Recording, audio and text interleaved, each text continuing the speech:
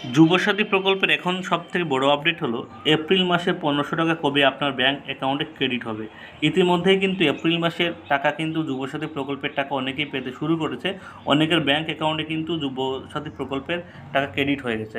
এখন কথা হলো যারা টাকা পায়নি তাদের ব্যাঙ্ক অ্যাকাউন্টে কবে টাকা ক্রেডিট হবে। আপনারা স্ক্রিনের উপর দেখতে পাচ্ছেন বাংলা যুবসাথী প্রকল্পের টাকার কিন্তু স্ক্রিনশট, ঠিক আছে। অর্থাৎ ৯ তারিখ এবং ১০ তারিখ অর্থাৎ বৃহস্পতি এবং শুক্রবার অনেকের ব্যাঙ্ক অ্যাকাউন্টে কিন্তু বাংলা যুবসাথী প্রকল্পের ১৫০০ টাকা ক্রেডিট হয়ে গেল।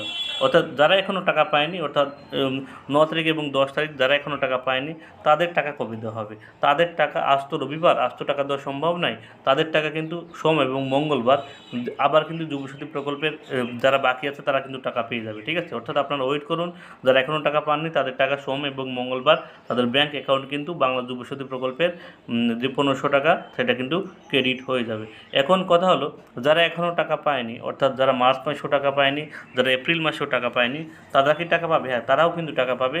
যারা মার্চ মাসে টাকা পায়নি, ঠিক আছে, যারা অর্থাৎ ফর্ম জমা দেওয়ার পরেও মার্চ মাসে টাকা পায়নি, তারা কিন্তু অনেকেই কিন্তু এপ্রিল মাসের টাকা পেয়ে গেছে।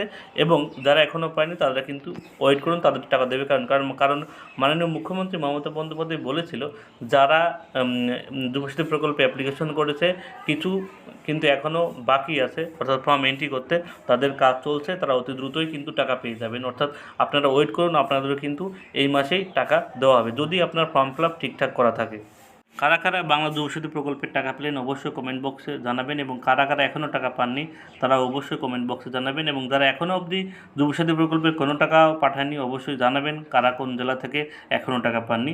এরকম গুরুত্বপূর্ণ আপডেট পেতে হলে অবশ্যই চ্যানেলকে সাবস্ক্রাইব করে রাখবেন, এবং ফেসবুক পেজ থেকে থাকলে পেজটিকে ফলো করে রাখবেন। সবাইকে ধন্যবাদ।